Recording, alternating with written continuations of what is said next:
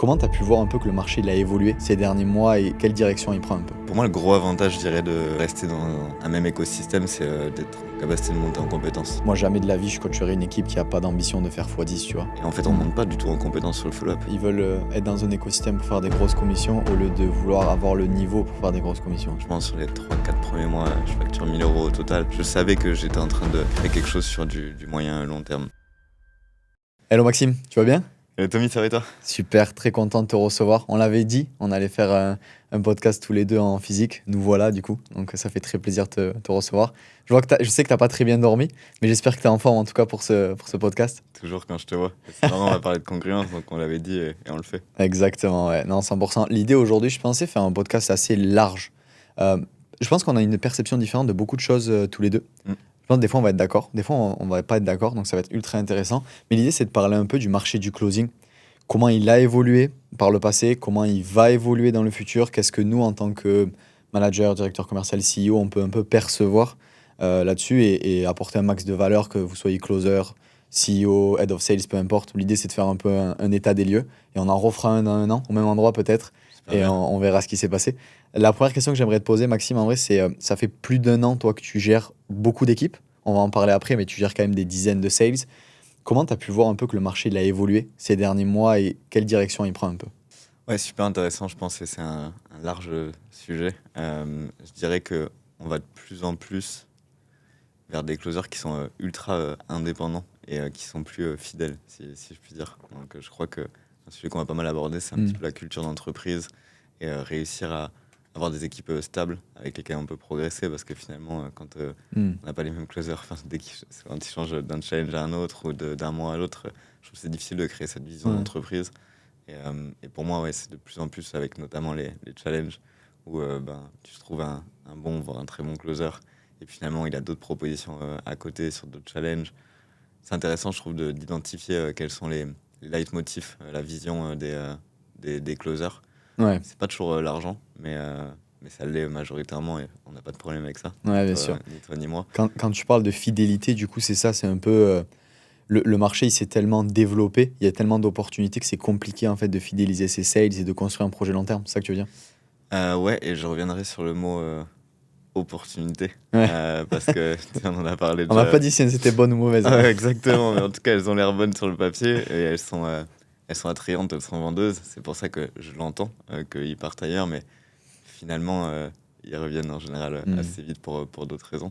Ouais. Mais c'est ça, je pense, qui est un petit peu difficile, c'est l'attraction du marché, qui est pas toujours si juste, mais en tout cas qui est bien vendu, si je puis dire. Ouais. Toi, tu as été closer du coup pendant longtemps aussi, Max, et tu as connu les deux. Tu as connu de la fidélité, enfin, je veux dire, en dehors de la fidélité, c'est juste, tu es resté longtemps dans un écosystème où on a pu bosser ensemble aussi, et tu as connu aussi le fait de faire pas mal de challenges et peut-être même trop d'opportunités. C'est quoi un peu les avantages et inconvénients des deux? Pour moi, le gros avantage, je dirais, de rester dans un même écosystème, c'est d'être en capacité de monter en compétences. D'avoir vraiment du coaching individuel comme j'en ai eu avec toi, comme j'en ai eu avec Alex. Et je pense que c'est ce qui m'a permis vraiment de monter en compétences, alors que si on s'était croisés à chaque fois juste 2-3 semaines sur un challenge, on n'aurait jamais fait de one-one. Donc le gros avantage, je dirais, de la fidélité, c'est de pouvoir monter en compétences. La limite, ça peut être peut-être les revenus, entre guillemets. On est quand même dépendant du coup que d'un marketing quand on est dans un écosystème. Ouais. Donc ça peut être un Ça inconvénient. dépend de l'écosystème, forcément. Exactement. Moi, j'ai des closers qui bossent avec nous dans nos écosystèmes qui font 20-30K, tu vois, de commission par Qui mois. gagnent plus que sur des challenges, Ouais, par exemple. 100%, et même sur des offres à 3000 au passage, qui gagnent 12, 15, 17, tu vois, par mois. Mais je suis d'accord avec toi que ça dépend beaucoup de l'écosystème. Ça dépend de l'offre, du prix de l'offre, forcément. Ça dépend aussi de l'ambition des dirigeants, tu vois. Est-ce que tu as un dirigeant qui est OK de tolérer de faire 60, 100 000 par mois, ou est-ce que tu en as un qui veut aller taper les 500 000? Et ça dépend aussi forcément, je pense, des coachs, managers, head of sales, bref, peu importe, de leur ambition aussi. Tu vois, enfin, on le sait, on est aligné, mais moi, jamais de la vie, je coacherai une équipe qui a pas d'ambition de faire x10, tu vois. Jamais je coacherai des closers qui n'ont pas l'ambition de faire x10, ça sert à rien. Donc, ouais, c'est un tout, 100%. Et au niveau des challenges aussi, du coup, tu en as fait beaucoup. C'est quoi peut-être, en dehors de la qualité qui est, oui, tu peux aller chercher du cash rapidement, c'est un peu open bar, les challenges, on pourra en parler. Mais c'est quoi peut-être justement la face cachée des challenges qu'il y a beaucoup sur le marché, qu'il y a eu beaucoup en 2025? C'est quoi un peu la face cachée de ça, la répercussion que ça peut avoir? Je pense que déjà, le challenge il y a 1 an et ceux d'aujourd'hui, ça n'a plus rien à voir. C'est divisé par 4, quoi. Ouais, et je me souviens, mon premier challenge, c'était il y a 1 an. Et je parlais avec un closer qui lui avait commencé il y a 1 an et demi. Il me disait, mais à performance égale, déjà, j'avais fait peut-être 30-40%, voire 50% de commission en plus. Donc ça, c'était entre il y a 1 an et demi et il y a 1 an. Et je pense qu'aujourd'hui, à performance égale, si on fait allez, 50 à 70% de ce qu'on faisait il y a encore 1 an, c'est le grand maximum. Je parle en termes de revenus. Parce qu'on va sur un système qui est de plus en plus mass market, où il y a beaucoup d'ads, de budget qui est mis sur la table, et donc des leads qui viennent un petit peu de partout aussi. Je pense qu'on est avec des infopreneurs qui l'ont vu et qui respectent de moins en moins les closers. Ce que j'entends par là, c'est que toujours, je trouve la difficulté entre les infopreneurs et les closers, c'est que les infopreneurs, ils sont là pour envoyer du lead, surtout que c'est pas des équipes qu'ils ont à l'année. Donc finalement, ils envoient du lead avec du CTA cadeau, et c'est un peu débrouillez-vous, quoi. Donc, Leur KPI, c'est combien on a booké d'appels, quoi. à C'est 100%. pas combien on va closer au final. Bah, ils le regardent, mais en fait, le taux de closing, qu'il soit 5, 25 ou 50%, c'est pas eux qui prennent les appels, quoi, globalement. Et je trouve qu'il y a une vraie difficulté par rapport à ça. Et un Je pense manque qu'il y a un manque d'importance aussi sur le pôle sales. Moi, je sais que avec Alex, on a refusé beaucoup de challenges parce que les CEO, ou en tout cas ceux qui géraient le challenge, ils voulaient aller chercher, tu vois, les commissions, les revenus les plus basses possibles pour économiser quelques pourcentages de marge. Alors qu'au final, ce qu'ils voient pas, c'est le manque, le coût d'opportunité, tu vois. Le manque à gagner, ils vont faire un challenge, ils vont faire, je sais pas, 2 millions. Ils auraient pu en faire 2,7, 3, 3,2, tu vois, s'ils avaient juste des tueurs. Et il y a beaucoup, je pense, de personnes, en effet, qui veulent baisser les commissions pour essayer d'avoir des marges qui sont le mieux et qui acceptent du coup d'avoir des closers de merde, d'avoir des head of sales de merde et du coup des résultats de merde. Au-delà des commissions, je dirais ils baissent un maximum les charges. Qu'est-ce que j'entends par là? C'est qu'ils internalisent des équipes sur des pôles plutôt administratifs, SAV, etc. Et ça m'est arrivé plusieurs fois d'être sur des challenges où on m'a dit bah là, l'équipe SAV, elle part en week-end, alors que tu es en plein milieu d'un challenge, que tu vas faire rentrer peut-être 50, 100, 200 leads sur un week-end. Ouais. Et en fait, on va attendre le lundi ou le mardi pour avoir des réponses de SAV. Et ça, quelque part, c'est un manque à gagner aussi parce qu'il y a des rétractations. Ouais. Tu vends des programmes à 5, 10, 30 000. Je veux dire, tu attends des réponses rapidement, Ouais. soit samedi ou pas. Et donc ça, je pense que c'est vraiment le fait de vouloir tirer les investissements vers le bas, hein, concrètement, en internalisant des équipes. Et en fait, on prend des salariés et on connaît les avantages et inconvénients des salariés, quoi. Ouais, 100%. Et moi, j'ai vu un switch personnellement, là, depuis quelques semaines, quelques mois en vrai, où il y a du coup 1 an et demi, tu vois, j'avais des closers qui bossaient avec moi ou qui bossaient avec des gens que je connaissais, qui voulaient justement arrêter de bosser à temps plein et aller dans les challenges. Et là, maintenant, j'ai l'inverse, tu vois. Maintenant, j'ai des closers que je connais où c'était des mercenaires couteau entre les dents, tu vois, et qui faisaient de challenge toutes les 2 semaines et qui là me disent, hey, je cherche à me poser, tu vois, dans un écosystème. 100%. Ça va de plus en plus. Je le vois beaucoup aussi dans les annonces, ceux qui recrutent des closers qui vont beaucoup sur cet angle marketing-là, de dire t'en as marre de courir après des challenges. Tu sais, moi, je vois beaucoup d'offres passer parce que j'ai créé un groupe sur Facebook où je sais pas, je dois mettre 3-4 opportunités par jour. Sur Facebook, sur WhatsApp d'ailleurs. Ouais. D'ailleurs, j'en profite, si vous êtes closer et vous cherchez des opportunités, je mettrai le lien du coup en description de ton groupe WhatsApp. L'idée, c'est juste bosser avec les bonnes personnes, quoi. Max, c'est une bonne personne, donc voilà, vous pouvez y aller chercher des opportunités. Après, c'est pas toi qui es responsable de chacune des opportunités. C'est important de le dire. Dans tous les cas, c'est votre responsabilité, c'est pas la tienne de trouver les bonnes personnes. Mais ouais, du coup, c'est vrai que tu es assez. T'as un peu une vision interne, peut-être même plus que moi aujourd'hui, où moi j'ai décidé un peu de me détacher. Il y a beaucoup de choses où je suis plus aligné sur le marché du closing en France. Et du coup, ouais, je sais que toi, c'est pour ça que c'est intéressant ce podcast, c'est que tu as une vision beaucoup plus au moment présent en fait de ce qui se passe. Ouais, j'investis beaucoup de temps sur une vision long terme, je dirais. C'est-à-dire que je passe beaucoup de temps à discuter avec des acteurs du marché, que ce soit des head of sales, des sales managers, des closers, des setters qui se lancent, qui ont de l'expérience, pour comprendre un petit peu vraiment la perception du marché. Donc ça me permet d'avoir une vraie vision macro, je pense. Ouais. Et c'est un pari sur l'avenir, entre guillemets. Si on faisait un point un peu là, je pense qu'on aura des sujets peut-être différenciants tous les deux, mais c'est quoi un peu les différences, les avantages, les inconvénients entre je suis dans un écosystème, tu vois, long terme et un challenge. Donc on a parlé déjà de la montée en compétences. Pour moi, je suis pas pro challenge du tout, hein, je pense que tu le sais. Mais pour moi, il y a quand même des avantages. Moi, je sais que mon premier challenge que j'avais fait, ça m'a permis de débloquer des choses que j'aurais pas pu débloquer, par exemple, avec mon écosystème long terme. Parce que je suis arrivé avec une énergie, déjà l'énergie des challenges, faut en parler quand même quand tu es sales. Bien sûr, C'est quand même incroyable. bien sûr. C'est quand même incroyable, t'as l'impression que t'es Jordan Belfort, tu vois.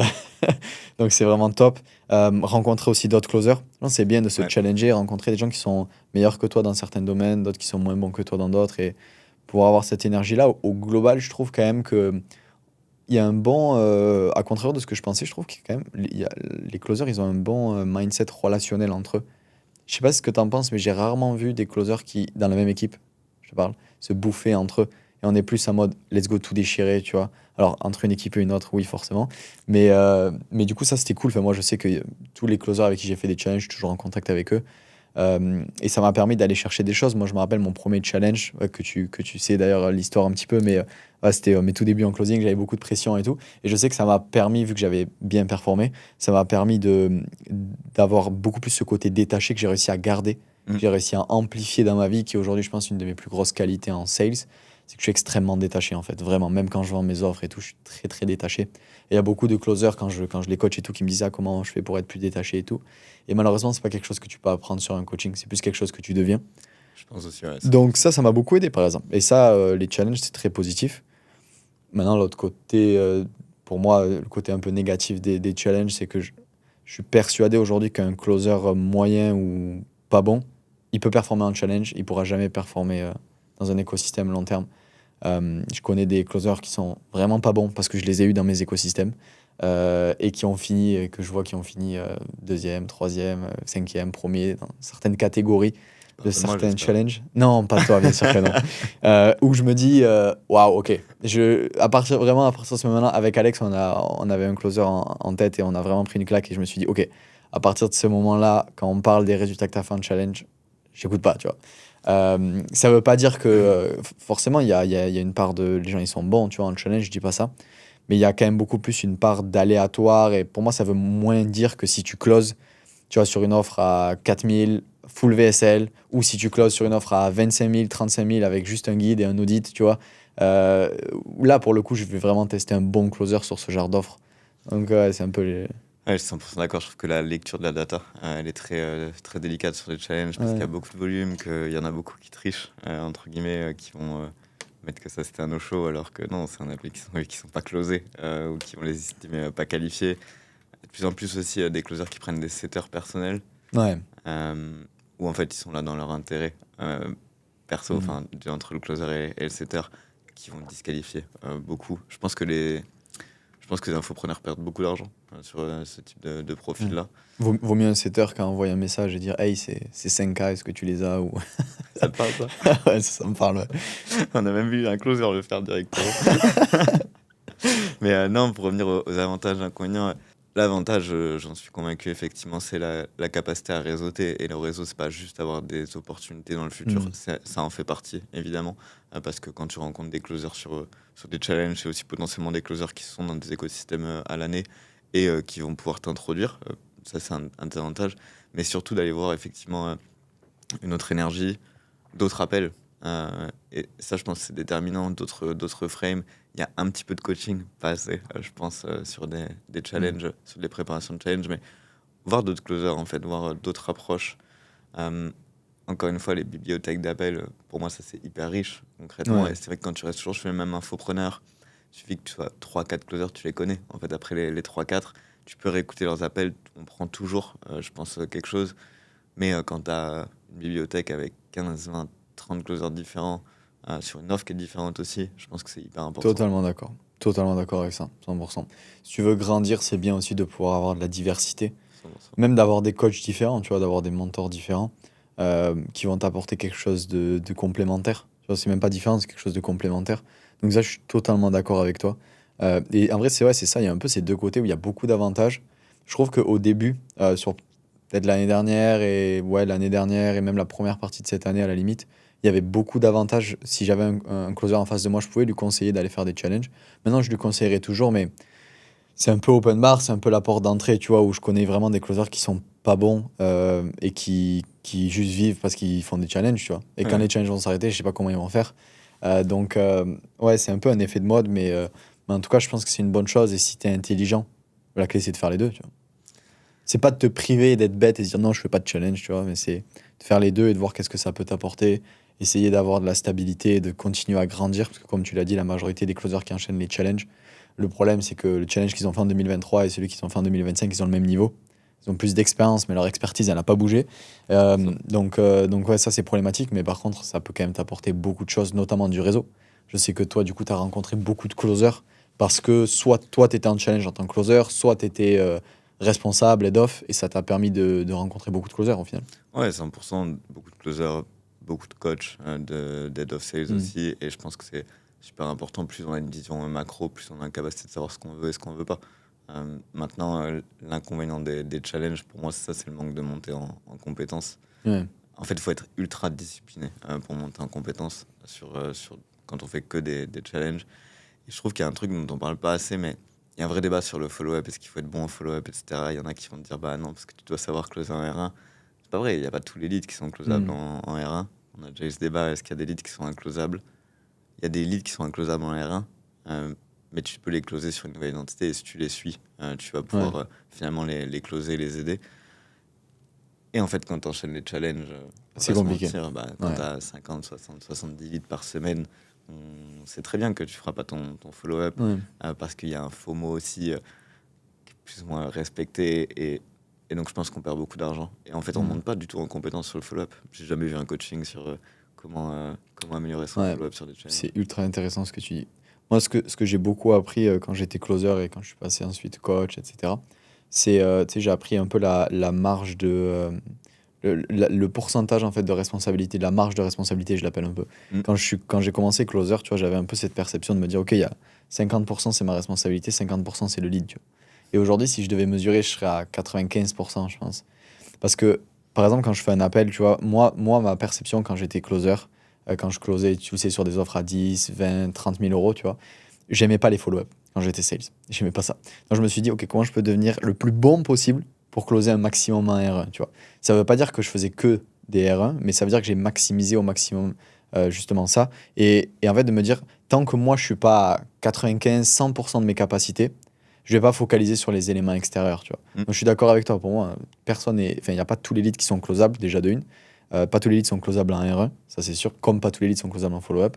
Mais par contre, je mettais vraiment de la conscience de me dire, ok, comment moi déjà je peux devenir le plus bon possible pour que justement en fait j'ai le moins de follow-up. Et je pense que ça c'est le problème sur le marché aujourd'hui, c'est qu'il y a beaucoup de closers qui n'ont pas en fait cette courbe de responsabilité là et qui se disent juste, moi je suis un bon closer, je sais que je suis un bon closer, ça close, ça close, ça close pas, tant pis. Tu vois. Et du coup en fait ils mettent pas de focus là-dessus et c'est dommage pour eux, pas dommage pour nous, tu vois. Enfin moi je m'en fous. Tant mieux, tu vois, ça fait plus de place pour les closers qui ont vraiment la dalle. Mais en tout cas, ouais, il y a un peu ce truc de quand tu es engrainé en fait dans des challenges et que tu enchaînes, je suis d'accord avec toi, tu as moins cette place de te dire, ok, j'ai envie vraiment de progresser. Mm. Et il y a beaucoup de closers qui n'ont pas envie en vrai de progresser, tu vois, et qui préfèrent prendre un appel que faire un coaching, ce qui est C'est ce que j'allais te dire. problématique pour eux parce qu'ils perdent beaucoup d'argent à la fin de l'année, mais ça, ils s'en rendent pas compte. Et aussi, pourquoi ils s'en rendent pas compte? Parce qu'ils peuvent pas s'en rendre compte, tu vois. Quand Mm. tu es dans un écosystème et que tu as 2 coachings semaine, quand tu roleplay avec une personne qui est meilleure que toi, tu sais que tu as des choses à apprendre. Quand tu écoutes un appel et qu'on te fait des feedbacks, tu sais que tu as des choses à apprendre, tu vois. Peu importe. Et alors que si tu fais pas ça, tu vois, tu fais pas tout ça, tu peux pas te dire toi-même, ah ok, putain, ouais, j'ai perdu du niveau, ou putain, le marché il a évolué, je peux être encore meilleur là-dessus, ou quoi que ce soit. T'as pas un peu ce feedback-là, tu Tu sais pas ce que tu sais pas. vois. Ouais, exactement. Très, très clairement. Ouais.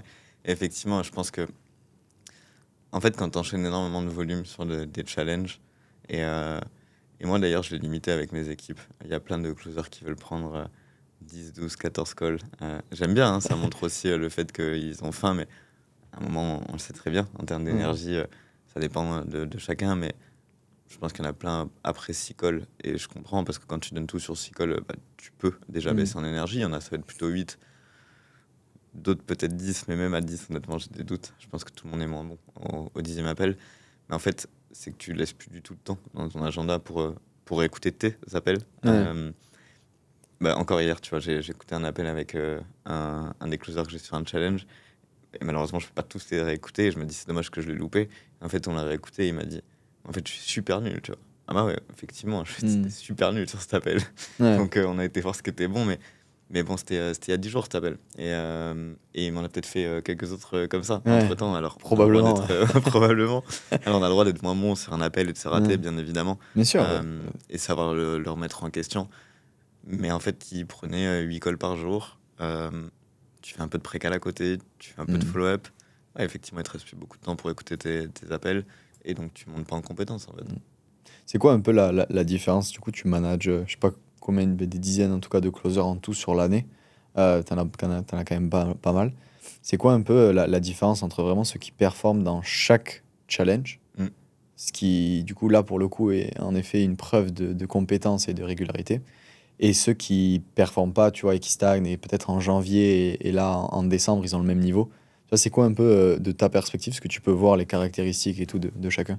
Bah, les meilleurs, c'est toujours ceux qui m'envoient des appels en me disant tiens, tu peux réécouter ce passage-là, je crois que j'ai pas été bon. Les Et je plus sais. coachables, au final. Ouais, c'est ça, c'est exactement ça. Ils se remettent en question. Et en fait, ils s'auto-coachent déjà. Ouais. C'est-à-dire que c'est fou. Je pense que le pourcentage de closers qui réécoutent ces appels, il est incroyablement bas. Ouais, comme les closers qui font des roleplays, c'est que moi, ça m'arrive d'être dans des écosystèmes, de faire des fois du consulting pour des entreprises où il y a des closers, ça fait 3 ans qu'ils sont closers. Je leur dis, bah vas-y, go, on roleplay, tu vois. Et, ah, j'ai pas trop l'habitude de roleplay. Ouais. Et comment ça, t'as pas trop l'habitude? J'aime pas roleplay. Ouais. Bah, justement, c'est pas vas-y, en fait. Putain, mais ouais, c'est clair. Et je suis d'accord avec toi. Je pense que si on devait mettre un pourcentage sur vraiment les closers qui, toutes les semaines, écoutent leur appel, déjà qui enregistrent leur appel. Parce qu'il y a des closers Ouais. qui enregistrent même pas leur appel, tu vois. Ouais, et le pire, je crois, c'est qu'il y a des head of sales, c'est des infopreneurs qui acceptent que tu enregistres Ouais. pas tes appels, quoi. C'est clair. Ça, c'est quand même Ça, c'est clair. un autre débat, mais ouais, je pense que les meilleurs, ça, c'est dans ce côté coachable. Et je parle sur des challenges, ils continuent à closer une semaine ou 15 jours après. Hmm. C'est toujours les mêmes, en fait, qui reviennent. Ouais. Et c'est eux qui font leur follow-up. Et il y a beaucoup d'argent dans le follow-up. Moi non plus, hein, je suis pas un grand fan de faire du follow-up en tant que closer, mais en fait, il faut le faire. Et Mm. concrètement, tu sais quoi, tu as déjà passé 1 heure avec lui. Continue à le relancer un petit peu de temps en temps, impacte-le, envoie-lui des choses qui font du sens pour lui. Et en fait, ça va closer. Et tu as tout à gagner à peut-être investir 3 minutes par jour pendant quelques jours avec ce lead que tu as déjà eu Ouais. et aller chercher ton close, que aller chercher encore un nouvel appel, où ça te demande encore de la précale, encore ton R1, etc. Ouais, 100%. Enfin, finalement, quand on regarde le taux horaire, bien sûr qu'il faut continuer à faire ces follow-up. Donc ça, je pense que je l'identifie pas mal, ouais. Ouais. Et j'en parlais parce que j'ai un associé en tant que co-head of sales sur mon équipe principale, parce que je suis en train de me recentrer, j'ai envie de dire, et de vraiment passer à 100% sur une équipe qui est aussi mon projet de cœur. Et je crois que l'alignement, il est hyper important. Donc c'est le projet avec Alchimie, avec Kémy et Émile. Donc ouais, Kémy et Émile, j'ai fait simple. T'as fait fort, là. Émile, pour moi, c'est un des meilleurs closers que je connais. Et quand on me demande pourquoi il est aussi fort que ça pour toi, pour moi, il y a un truc, c'est qu'il est inclosable. Mm. Il est vraiment inclosable et il sort aucun appel de son agenda. Ouais. Je dirais, il précale quasiment pas. Enfin, il précale pour créer du lien, mais il sort personne de l'agenda et c'est celui qui a les meilleurs taux de conversion. Ouais. Et il y en a plein qui vont dire ouais, bah lui, ça a l'air un peu compliqué financièrement, donc tu sais quoi, je libère de la place dans mon agenda. Mais en fait, Ouais, 100%. Il y a beaucoup de closers qui projettent, en fait. Et très 100%. souvent, ils projettent leur propre peur, tu vois. Si tu remarques, d'ailleurs, tous les closers qui mettent le focus sur l'aspect financier, c'est ceux qui ont le plus, qui sont le plus incongruents avec eux-mêmes, tu vois, sur le fait d'investir. Ouais. Il y a... Mais c'était hier. Attends, hier, on était mercredi. Non, hier, on était jeudi. Ouais, je suis fatigué. C'était mercredi, je faisais un coaching, tu vois, avec une équipe en consulting, juste pour les aider un petit peu à restructurer. Et il y a un sales, tu vois, dans le coaching, il faisait que me dire ouais, elle était compliquée financièrement. Ah, bah d'ailleurs, ce call que j'avais eu, c'était short financièrement. Et tout. Enfin, je voyais qu'il était en boucle un peu sur l'aspect financier. Et à la fin, j'ai demandé, tu vois, c'est quand la dernière fois que tu as investi sur toi, tu vois, en closing, tu vois, vraiment, tu vois. Ça a bégayé, tu vois. Bip, tu sais, le bip là, ça a bégayé, tu vois. Et j'ai creusé un peu, tu vois, j'ai discuté après avec lui et tout ça. Et en fait, c'est que le mec, il a peur, tu vois. Et le mec, il dit non, mais tu sais, je veux attendre de bien gagner de l'argent, tu vois, pour investir et tout. Mais du coup, t'étonnes pas que tes leads ils attendent. Ouais, exactement, tu vois, tes leads, ils disent pareil. Et en fait, c'est ce que je remarque beaucoup, c'est les closers qui projettent. Il y en a qui projettent sur l'aspect financier, il y en a qui projettent leur peur, tu vois, leur propre peur. Il y en a qui projettent, combien de fois j'ai eu des closers qui disaient ouais, mais elle nous connaissait depuis 2 jours. Ça veut rien dire, tu vois. Enfin, moi, j'ai investi des milliers d'euros dans des gens que je connaissais depuis 2 jours, tu vois. Juste parce que je sais qu'ils sont meilleurs que moi, etc. Donc il y a beaucoup de closers en effet qui projettent. Et je suis totalement d'accord avec toi sur les meilleurs closers que je connaisse aussi, maintenant que tu le dis. C'est ceux qui projettent le moins et c'est ceux qui se concentrent sur comment je peux faire le meilleur appel, peu importe le prospect qui est en face en fait. Et quand je dis inclosable, c'est ils achètent rien du prospect. Ouais. Mais dans les deux sens, c'est-à-dire qu'un un des appels que je préfère de Emile, c'est un lead qui arrive qui est super chaud. J'ai l'argent, je suis trop fan de Kémy. Enfin, vraiment plein de closers, je le sais. Hmm. Ils auraient voulu closer en 30 minutes. Il n'aurait pas tous fait. Et en fait, derrière, il va valider, revalider, survalider. Et en fait, il se fait pas acheter quand ils disent j'ai pas d'argent, mais il se fait pas acheter non plus quand ils disent je suis trop chaud Ouais, bien et je vais sûr. le faire. Il garde le process, en fait, il croit au process. Et ça, Mm. pour moi, c'est super important. Et il a aussi, enfin, ils ont les top closers, je pense, une vraie culture d'entreprise et une vision macro. Et ça, c'est un des inconvénients que je trouve qu'on a en challenge, c'est qu'on ne réalise plus en tant que closer tout ce qui se passe derrière. Quel est le coût d'acquisition du lead? Ouais, Personne les n'en parle closers, ils sur un réalisent pas challenge. que ça coûte 150 balles, tu vois, 200 Ouais, balles, peu importe, d'avoir un call en fait. Parce qu'ils en exactement. ont 12 par jour. Ouais. Donc, Et, et ça, pour moi, sur des équipes à l'année, c'est des choses qu'on te montre, que tu comprends. Je trouve que c'est hyper intéressant. C'est de l'entrepreneuriat. On est supposé être entrepreneur en tant ouais. que closer. Donc, de vraiment avoir encore une fois cette vision macro qu'on ne nous donne pas du tout sur du challenge. Je suis 100% d'accord avec toi. Ouais. Il y a encore une fois, il y a des avantages et des inconvénients dans les deux. Ouais. Et toi, Maxime, du coup, tu as été aussi closer, tu vois, pendant plusieurs mois. Tu as closé pour plus d'1 million, etc. Tu as fait, du coup, bah, comme je l'ai dit déjà tout à l'heure, tu es resté longtemps dans un écosystème long terme pour vraiment développer tes compétences. Quand tu es arrivé dans cet écosystème, si je ne me trompe pas, c'était assez nouveau pour toi aussi le closing. Donc, tu as vraiment grandi avec un écosystème stable et long terme. Mhm. Après, derrière, tu as pu du coup faire des challenges parce que tu avais envie de renouveau et tu avais envie de grandir aussi. Je connais tes ambitions et de ne pas rester que closer. C'est quoi un peu peut-être les étapes importantes qui fait que tu es passé de Maxime de je connais pas vraiment du tout le métier de closing, tu vois, jusqu'au Maxime d'aujourd'hui qui gère des équipes et qui est quand même reconnu, tu vois, sur le marché. Est-ce que tu as des étapes un peu importantes pour que les closers qui nous regardent, ou les sales, ou les entrepreneurs, ou les head of sales, peu importe, tu sais, ils puissent mettre de la conscience un peu. Juste pourquoi je te partage ça, c'est parce que j'ai fait une interview avec Max Piccini Mhm. là, il y a quelques jours. Et en fait, ce qui m'a le plus intéressé, c'est que là où il est aujourd'hui, beaucoup de gens pensent qu'en fait, c'est une conséquence, tu vois, de tous les jours. Et c'est vrai d'une certaine manière, mais ce qui est encore plus vrai, c'est que pour moi, on a tous un peu des virages à 90, tu vois, dans notre vie, des moments en fait importants qu'on peut rater ou qu'on peut saisir, qui nous tombent dessus ou qu'on choisit, peu importe, et qui font là où on est aujourd'hui. Donc peut-être pour des closers, tu vois, qui sont en challenge ou qui sont dans des écosystèmes et tu sais, qui gagnent 2000, 3000, 5000, 6000 euros par mois et qui veulent vraiment gagner 7, 10, 15, 20 de manière stable et devenir, enfin, faire partie du 1%. Est-ce que tu pourrais nous partager, toi, justement, bah, les étapes clés un peu de ton parcours pour que ça puisse les aider? Ce que je dis à beaucoup de sales qui se lancent, c'est privilégier l'environnement au début. Et pas que l'aspect financier. D'ailleurs, pas du tout l'aspect financier parce que ça va venir. En fait, faut croire au process. On a déjà parlé ensemble où j'aime bien raconter mon histoire où, franchement, sur les 3 4 premiers mois, je facture 1000 euros au total. Mais je savais que j'étais en train de créer quelque chose sur du moyen long terme. Hmm. Donc, c'est vraiment. Quand tu dis l'écosystème juste et l'environnement, Ouais, c'est précisément ça, tu veux dire quoi par là? c'est la montée en compétences que t'offre l'environnement. Ok. Ce que j'entends par là, c'est que si tu rentres dans un écosystème où il n'y a pas de coaching, pars. Hmm. Même si c'est une offre qui est à 10 000 euros, à 20 000 euros et que c'est sexy sur le papier, tu te dis, ok, je vais peut-être prendre 1000, 1500, 2000 euros de com sur chaque vente. Ouais, mais en fait, tu vas faire ça pendant quelques semaines, quelques mois, mais tu vas pas monter en compétence et tu seras pas en capacité d'aller closer peut-être à 50, 60, 70% des offres à 3000, puis finalement après, ce sera peut-être des offres aussi à 10, 20 000. Donc pour moi, c'est vraiment Ouais. de privilégier la vision moyen-long terme. Ça, pour moi, c'est déterminant. Hmm. Ça l'a été en tout cas. Et après, accélérer aussi, hein, saisir les opportunités et être cohérent en fait. C'est-à-dire que j'entends plein de closers qui veulent gagner 10 000 euros, mais surtout après 18 heures, faut pas travailler. Le week-end, ils veulent être Ouais. tranquilles. Non, c'est pas aligné. Alors oui, au bout d'un moment, on arrive à un certain niveau où on peut aller gagner 10 15 000 euros sans bosser 70 heures par semaine. Mais au début, tu veux des résultats que très peu de Français ont. Accepte de faire des actions que très peu de Français font, en fait, Ouais. très concrètement. Je suis totalement d'accord avec toi. Il y a beaucoup de closers qui confondent la cause et la conséquence, tu vois. Ils veulent être dans un écosystème pour faire des grosses commissions au lieu de vouloir avoir le niveau pour faire des grosses commissions. Et là, ça change parce que quand tu es dans un écosystème, par exemple, qui a une offre qui est sexy ou un challenge pour faire de l'argent, tu es dépendant d'un élément extérieur. Alors que quand tu es assez bon pour que un peu chaque écosystème, que ce soit challenge ou long terme, te veuille, là, c'est un élément qui est intérieur pour le coup. Mm. Parce que c'est juste toi, c'est tes compétences. Les gens, ils achètent tes compétences. Alors que toi, tu achètes une opportunité, tu vois. Donc ça, c'est deux choses différentes. Donc ça, c'est un peu ce qui t'a vraiment permis de développer tes compétences, d'être dans un écosystème. Bon, je le sais du coup qu'on était ensemble, mais d'être dans un écosystème qui t'a fait grandir, etc.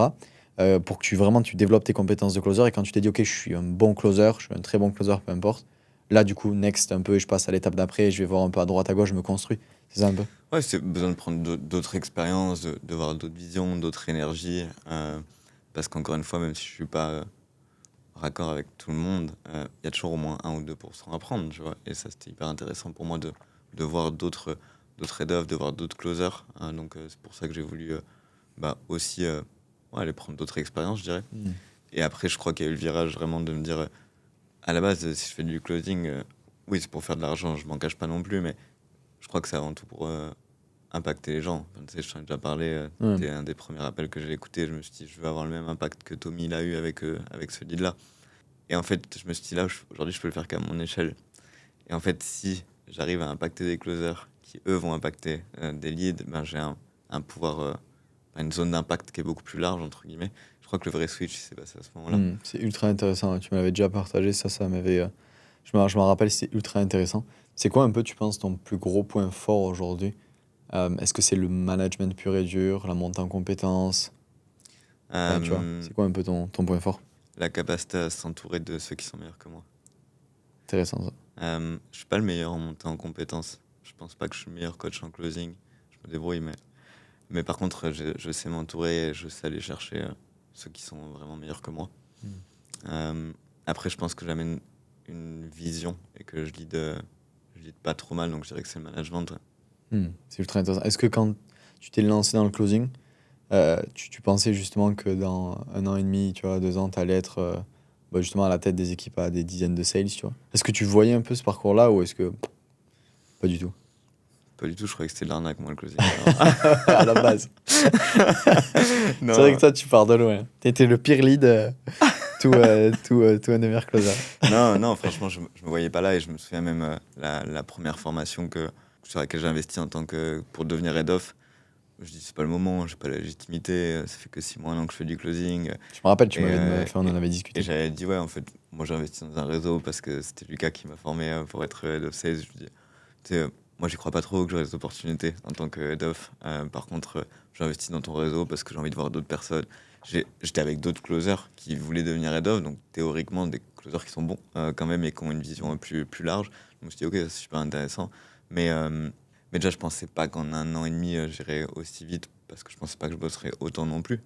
Très souvent, on me dit comment t'as fait. Ceux qui me demandent comment j'ai fait, je leur dis, bah, tu fais combien d'heures par semaine? Ok, en fait, techniquement, j'ai fait en 1 an et demi ce qu'ils font en 5 ans, quoi. Donc, Ouais. c'est sûr que ça a accéléré les choses. Et après, je pense que j'ai vraiment amélioré mon mindset à travers des coachings. Et je vois que, bah, tu sais, là, on est à Dubaï. Et notamment pour ça, je me souviens d'un des premiers closer que j'ai admiré, entre guillemets, un petit peu badé, outre toi. C'était Jeff, où je me disais, ouais, c'est incroyable la vision qu'il a, vraiment macro, marketing, etc. sur ses calls. Il était presque trop technique, mais ça, je me rends compte aujourd'hui, mais il m'impressionnait. Et en fait, sûrement qu'1 an avant, il n'avait pas toutes ces connaissances. Ouais, Comme bien moi, sûr. aujourd'hui, je les ai acquéries parce que je suis sur le terrain, parce que j'en ai beaucoup discuté, que c'est une passion aussi, entre guillemets. Enfin, je veux dire, très souvent, je m'ennuie, je suis sur YouTube et je regarde des choses en lien avec ça. J'ai pas l'impression de travailler très concrètement. Donc, non, je me voyais pas là. Il y a 1 an et demi, il y a 6 mois, oui, parce que ça faisait un moment que Ouais, j'y t'as étais. décidé, on en avait parlé d'ailleurs Ouais. beaucoup sur ça. Est-ce que tu dirais que t'as été un meilleur closer ou t'es un meilleur manager aujourd'hui? Je pense que je suis un meilleur manager. C'est intéressant ça. Ouais. C'est une vraie win en vrai. De partie de penser que le closing c'est une arnaque à aujourd'hui aimer et dire que t'es un des meilleurs managers.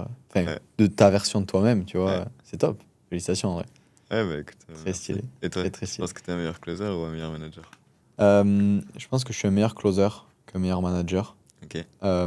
Par contre, je pense que je suis un meilleur coach qu'un meilleur closer. Je pense que ça ferait coach, closer, manager, tu vois. Je pense pas que je sois fait à fond pour le management. J'ai beaucoup appris. Je pense être vraiment un bon manager avec les retours que j'ai et tout. Mais c'est pas trop qui je suis, je pense. Je préfère laisser à Alex, tu vois, ça, certains trucs. Je suis moins patient sur certains sujets. Par contre, sur la montée en compétences, c'est là où je crée le plus d'impact. Tout à l'heure, tu me parlais, tu vois, quand je suis en closing, je crée de l'impact sur une personne. Là, je le vois aujourd'hui quand j'ai des retours, tu vois, ben, même toi aussi, tu me fais souvent des retours, mais même d'autres closers qui sont partis de rien, tu vois, gagner 1 200 € par mois et qui aujourd'hui font des 10K par mois. Je vois l'impact que je peux avoir sur l'humain et c'est ce qui me plaît le plus. Donc, je dirais que je suis un meilleur coach que closer, mais un meilleur closer quand même que manager. Moi, j'ai un vrai enjeu, Tommy, en ce moment, c'est vraiment comment créer une culture d'entreprise, comment créer une vision, comment fidéliser ses équipes dans un monde où on est indépendant, hein. Et Ouais. d'ailleurs, c'est super intéressant, je t'en parlerai, mais j'ai échangé avec un infopreneur qui me disait, j'ai dit, ça prend des bureaux en physique parce que je trouve que c'est trop dur de garder ses sales. Donc, je trouve que c'est intéressant Ouais, comme sujet. c'est J'y vrai que vois c'est les intéressant. avantages et inconvénients. Mais je voudrais savoir, toi, comment est-ce que tu penses qu'on peut fidéliser ces équipes? Déjà, la première chose, c'est que j'essaie de me dire, est-ce que j'ai le niveau aujourd'hui pour fidéliser les personnes que je veux? Mhm. Il y a beaucoup d'équipes, tu vois, qui sont prêts à acheter des bureaux ou, ou je sais pas si c'est son cas, mais qui sont prêts à, je veux dire, à vraiment faire beaucoup d'efforts et qui se plaignent de pas avoir de la fidélité, tu vois. Mais eux-mêmes, en fait, sont pas un écosystème qui peut attirer des players. Mhm. Bah, c'est comme si tu veux recruter Cristiano Ronaldo et tu es en Ligue 3, tu vois. Euh, Ça, c'est un vrai sujet, hein, parce que tu sais, je te dis, je vois beaucoup d'annonces passer. ouais, Et exactement. l'incohérence des annonces, quoi. C'est je veux un A-player, je veux Qui pas de a débutant, exactement, qui a fait mais des millions déjà en closing, mais j'ai une offre à 2000 € et et je te paye je te, 5%. je te paye 5% et Exactement. tout closing moyen de l'équipe 17%. Ah bah ouais, c'est sûr que c'est super sexy. Donc Exactement. c'est un autre sujet, mais c'est Donc, super déjà, c'est intéressant. un peu la première chose. Tu vois, j'essaie de me dire, OK, par exemple, les sales c'est quoi les sales que je veux avoir dans mon équipe? C'est quoi Mhm. les caractéristiques que je veux avoir? Moi, par exemple, je veux qu'ils soient aussi bons en termes de savoir-faire qu'en termes de savoir-être. Ouais. Je parle de savoir-être, je parle un peu et de posture, leadership, certitude dans le rappel de closing, mais je parle aussi de valeur haute, de vision, de mindset, tu vois, des choses comme ça. Donc j'essaie de un peu identifier c'est qui le sales que j'ai besoin et après j'essaie de me dire, OK, c'est quoi toutes les composantes que j'ai besoin d'avoir pour qu'ils restent avec moi? Parce que je suis d'accord à 50% sur le fait que c'est compliqué de fidéliser les personnes, mais d'un autre côté, je suis pas d'accord parce que si tu étais le meilleur écosystème pour lui, il resterait. Tu vois. Mhm. Donc j'essaie de me dire qu'est-ce que je peux leur apporter. Il y a beaucoup d'entreprises qui sont que focalisées sur l'aspect financier. Mhm. Et ce que j'ai réussi à faire, c'est dès que j'ai un sales que je veux garder, je fais un appel avec lui et je lui pose la question de c'est quoi son why, tu vois. C'est quoi son pourquoi? Qu'est-ce qu'il veut aller chercher? Qu'est-ce qu'il a besoin? Qu'est-ce qu'il recherche? Bref, j'essaie vraiment de comprendre où il est. Et aujourd'hui, je coach des dizaines de closers et je connais presque pas deux closers qui ont le même why, tu vois, et le même besoin. Mhm. Et du coup, j'essaie de me dire, OK, comment je peux le fidéliser par rapport à ce que lui, il a besoin, pour qu'il apporte à mon entreprise, il apporte à moi-même, mais je lui apporte aussi. Donc, il y a des sales, par exemple, ils ont besoin d'être fidélisés financièrement. Ils veulent gagner beaucoup. Donc, OK, comment moi, je peux avoir un système de rémunération, tu vois? Comment je peux avoir un volume d'appels? Comment je peux le mettre sur les opportunités pour lui permettre d'aller chercher ses 10, 15, 20, 34 commissions par mois? Il y a d'autres sales, par exemple, qui sont très importants pour eux, c'est la montée en compétences, comme Mhm. tu m'as dit, tu vois. Ils disent, écoute, moi, je suis prêt même d'être setter, tu vois, je veux juste être un monstre. Donc, OK, comment je vais pouvoir peut-être leur donner plus de proximité? Comment je vais pouvoir être un des meilleurs coachs, tu vois, en France pour qu'ils se disent, en fait, je veux continuer à apprendre avec Tommy, tu vois, pour continuer à développer en compétences. Il y a d'autres sales qui recherchent c'est la stabilité, tu vois.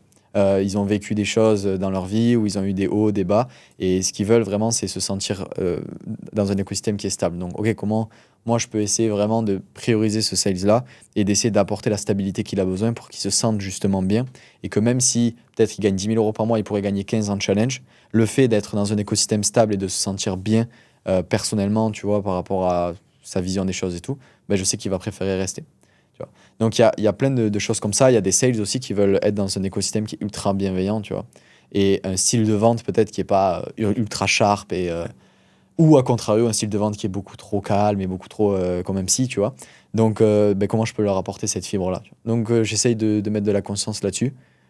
Et pour l'instant, alors ça va arriver, mais j'ai pas eu un sales que je voulais vraiment, vraiment, vraiment garder, tu vois, où moi j'étais avec lui à proximité qui est parti. Et quand bien même il part, j'essaie de me dire est-ce que c'est le mieux pour lui? Et si c'est le mieux, je le laisse partir. Ouais, super intéressant. Moi, je réfléchis, j'en ai un qui me vient en tête que j'aurais vraiment voulu garder, mais je savais pas l'environnement dont il avait besoin, entre Ouais. guillemets. Et du coup, c'est OK. C'est mon pote aujourd'hui et je suis Ouais. très content aujourd'hui de ce qu'il fait. Et Et je sais qu'il repassera nous aider de temps en temps, voilà, si on a vraiment un flux d'appel qui est plus important. Mais je suis super fier d'avoir des réponses similaires aux tiennes. Bah ouais, c'est top. Non, ouais, moi j'irais beaucoup là-dessus aussi, c'est comprendre quel est le besoin du sales en question, parce qu'on a, je pense, tendance à penser qu'on fait ça que pour l'argent. Et finalement, il y en a beaucoup sur le marché qui regardent pas ça en premier. Je sais pas ce que tu en penses, mais je crois beaucoup à la rencontre physique pour parler avec beaucoup de sales qui me disent bah, honnêtement, je me sens un peu seul, tu vois. Oui, on fait des visios, etc. Et moi, j'ai instauré, et je vais le faire de plus en plus, aussi qu'on prenne des moments où on a déjà fait des apéros, tu vois, avec mon équipe. Ouais. On s'est dit, vas-y, un vendredi soir, on se met tous en live. Et en fait, on a parlé de tout, sauf du closing. Alors, c'est un truc qui nous passionne et on y revient toujours un petit peu. Ouais. Mais il y a ça. Il y a aussi comment être différent, comment... Là, je suis sur un projet en janvier de me dire, j'ai envie de faire la villa du closing Alchimie, tu vois. C'est vraiment mon équipe principale. Mm. Et en fait, ils sont ultra hypés, quoi. Et ils ont plein de challenges sur lesquels ils pourraient aller au mois de janvier. Et ils me disent, mais en fait, je m'en fous de gagner peut-être 2-3 000 euros de moins Ouais. que ce que je pourrais gagner sur ce mois-ci, s'il y a une vraie aventure humaine derrière. Et c'est pour ça que bah, tu parles, tu vois, de savoir-être et de savoir-faire. Et moi, je dis toujours, bien évidemment, que je veux des excellents closers, mais je veux avant tout des bons humains, en fait. Je veux des gens où je me dis, potentiellement, voilà, je peux partir à la guerre avec lui. Je sais que il 100%. n'y aura pas de... Enfin, il y aura que du soutien, de l'entraide, et ça, pour moi, c'est super important. Et notamment entre eux.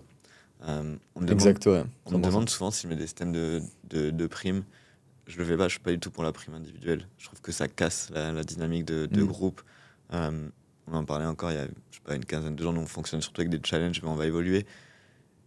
Et je pense qu'on a un des rares challenges où je vois les sales entre eux, sur le groupe, ils se partagent des...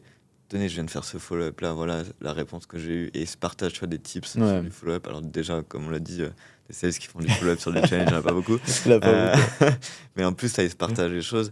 Et je pense aussi qu'il y a leur amener des énergies, des compétences différentes alors qu'ils sont dans le même écosystème. Je m'explique. Je pense que je suis toujours intéressant sur des coachings, mais à un moment, ils m'ont vu, ils m'ont revu, et c'est toujours important qu'on garde ce discours-là. Mais en fait, j'essaye sur des challenges de faire intervenir des personnes extérieures. D'ailleurs, t'es le prochain sur ma liste. On devait se le faire, mais on n'a Mais pas. tu vas le faire, t'es pas au courant, mais cet après-midi, j'ai 2 coachings avec eux et je vais te réquisitionner. Donc, et ça, pour moi, c'est super important de pouvoir leur amener. Et en fait, quelque part, peut-être qu'ils gagnent un peu moins aujourd'hui qu'ils pourraient gagner sur d'autres challenges. Mais je crois qu'il y a une vraie formation en interne et ils savent très bien que ça a une valeur. Je pense que ce qu'on délivre, honnêtement, on offre une formation à 5-10 000 euros, ce serait pas déconnant. Donc, Ouais, c'est 100%. leur apporter vraiment ça de façon globale. Et aussi des opportunités extérieures. J'ai pas peur de donner des opportunités extérieures à mes sales.